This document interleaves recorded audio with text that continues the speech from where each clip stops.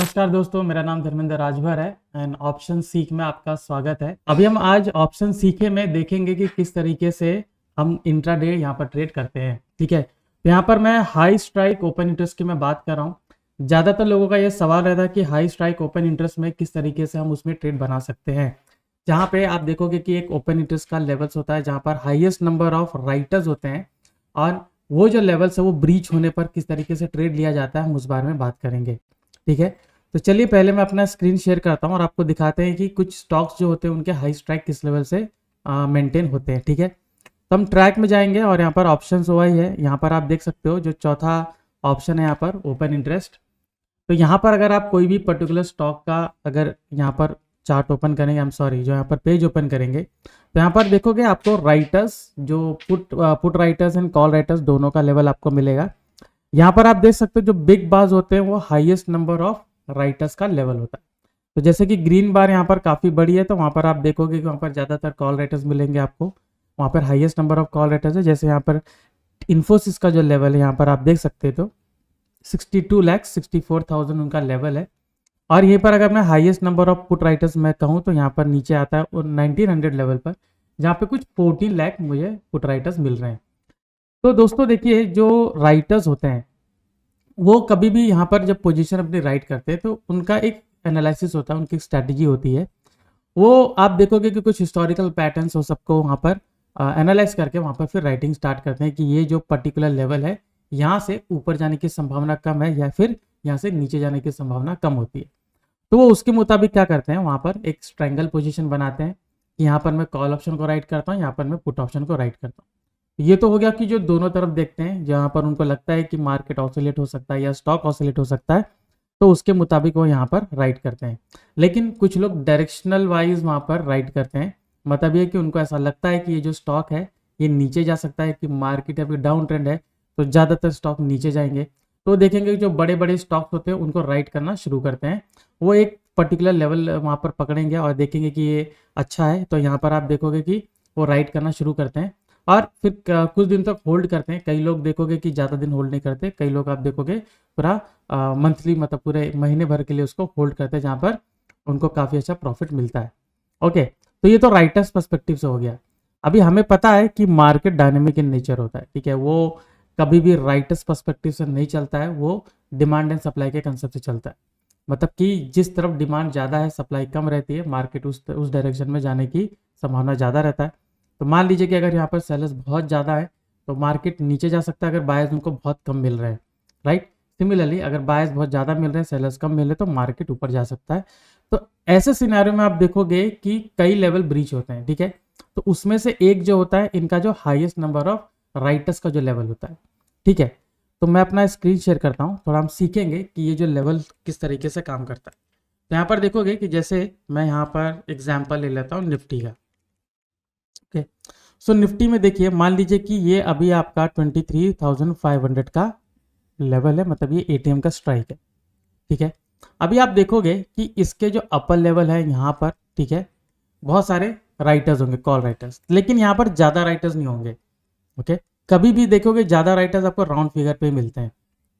मतलब अगर 23,500 है तो आपको ज़्यादा राइटर्स आपको 24,000 के लेवल पे मिलेंगे, राइट। और कई बार आप देखोगे कि कोई एक पर्टिकुलर स्ट्राइक होगी, वो भी राउंड फिगर होगी, जहां पर बहुत ज़्यादा राइटर्स होंगे। ठीक है, स्टॉक के केस में ये थोड़ा कम होता है। ओके, इसलिए जब भी मैं ओवाई ब्रेकआउट की मैं बात कर रहा हूँ, ओपन इंटरेस्ट ब्रेकआउट की मैं बात कर रहा हूँ, तो हमें स्टॉक को ज़्यादा प्रेफरेंस देना चाहिए compare to Nifty and Bank Nifty, क्योंकि निफ्टी एंड बैंक निफ्टी में आप देखोगे ज़्यादातर राउंड फिगर पकड़ते हैं। यही चीज़ आप स्टॉक्स में देखोगे तो उस तरीके से राउंड फिगर वो बिल्कुल भी नहीं पकड़ते हैं। ठीक है, वहाँ पर क्या होता है, जैसे मैंने कहा कि पहले ही कि कुछ एनालिसिस की जाती है और उसी की बुनियाद पर वहाँ पर वो बाइंग एंड सेलिंग वहाँ पर करते हैं, मतलब ज़्यादातर जो सेलर पोजीशन बनाते हैं। तो होता यूँ है कि अगर यहाँ से स्टॉक अगर ऊपर जाना शुरू करता है, राइट, तो अगर यहाँ पे जो राइटर्स हैं अगर उनको लगता है कि ये मार्केट यहाँ से और ऊपर जा सकता है, ठीक है, चाहे वो डायरेक्टली यहाँ पर ब्रीच करके जाए या फिर रिटेस्ट करके जाए, तो यहाँ पर क्या करेंगे, वो अनवाइंडिंग करना शुरू कर देते हैं, राइट, एग्जिट करना शुरू कर देते हैं, जिसके वजह से यहाँ पे जो ये पर्टिकुलर लेवल है ये आप देखोगे कमज़ोर होना शुरू होता है। आप देखोगे फिर अनवाइंडिंग और बढ़ना शुरू करती है, और जो स्टॉक है वो एक पर्टिकुलर डायरेक्शन वहाँ पर जाता है। ओके, तो ये इंट्राडे पर्सपेक्टिव से बहुत ही बढ़िया होता है और इसमें आपको मल्टीपल ट्रेड्स लेने की ज़रूरत नहीं पड़ती। अगर आप एक ही दो स्टॉक्स में अगर आप लेते हो तो आपको दिन भर का जो काम हो जाता है वो हो जाता है, मतलब दिन भर का जो प्रॉफिट का आप टारगेट रखते हैं वो इसमें आसानी से मिल जाता है।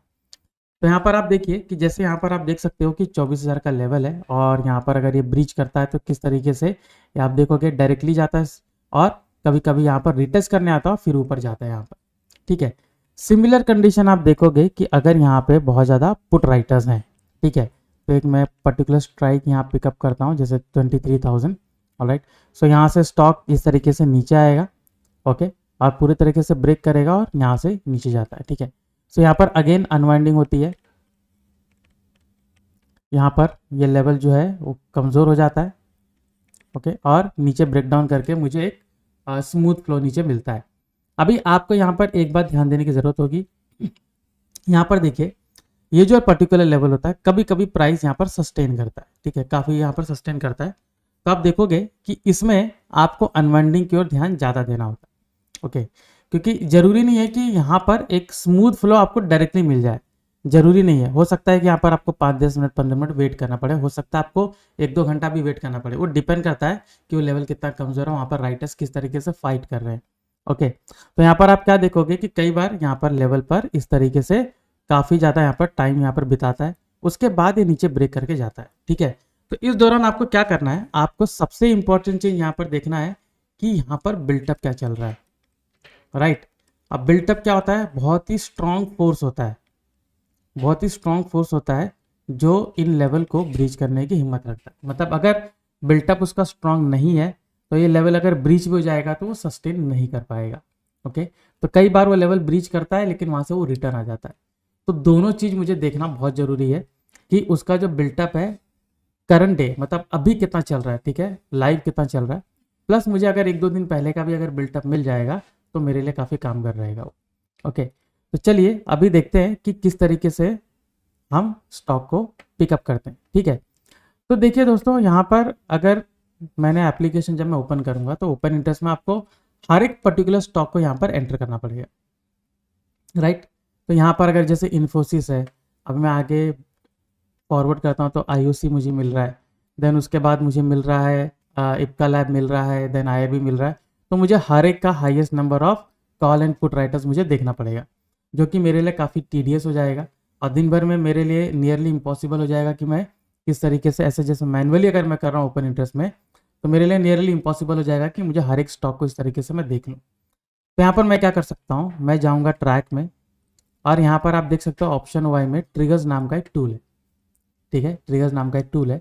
तो यहाँ पर मैं क्या करूँगा कि स्टॉक को फिल्टर करूँगा on the basis of OI data and on the basis of nearest to the resistance and support.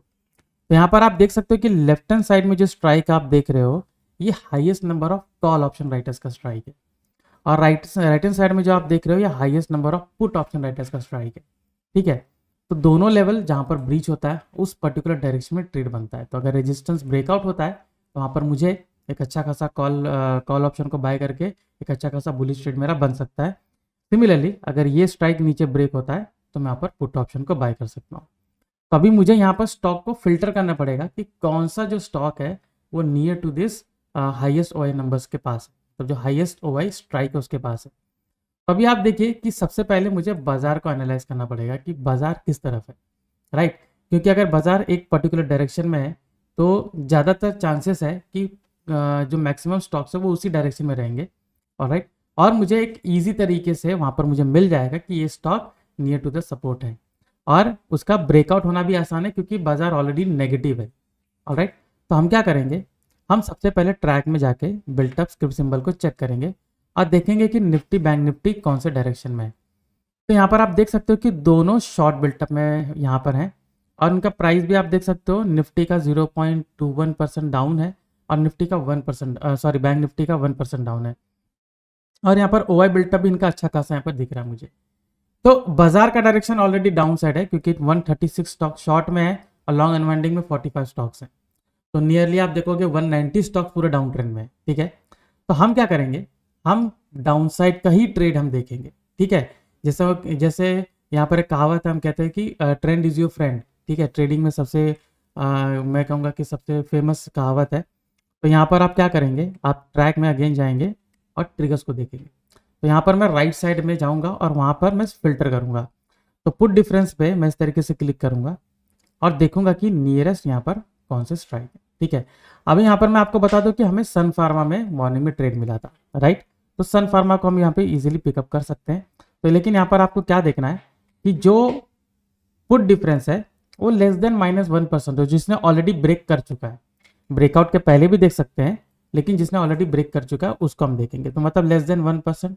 तो मैं ये कहूँगा कि 0 -0.1 0.2 0.3 अगर ऐसा कुछ रहता है तो हम उसको पिकअप कर सकते हैं, राइट। तो हमने क्या किया, हमने सन फार्मा को देखा। अभी जैसे कि मैंने आपको स्टार्टिंग में मैंने बताया कि निफ्टी बैंक निफ्टी को आप देखोगे तो पूरा राउंड फिगर वो लोग कैलकुलेट करते हैं। मतलब कि अगर 23,500 का करंट लेवल चल रहा है तो हाईएस्ट नंबर ऑफ राइटर्स आपको 24,000 पे मिलेंगे या तो 23,000 पे मिलेंगे। अगर बीच में भी है, मान लीजिए 23,700 चल रहा है 800, तो भी ये केस सेम हो जाता है। वो 24,000 पे मिलेगा, 23,000 पे मिलेगा, और उससे थोड़ा सा कम रहेगा तो वो 23,500 पे मिलेगा। ठीक है, तो ये राउंड फिगर वो लोग पकड़ते हैं।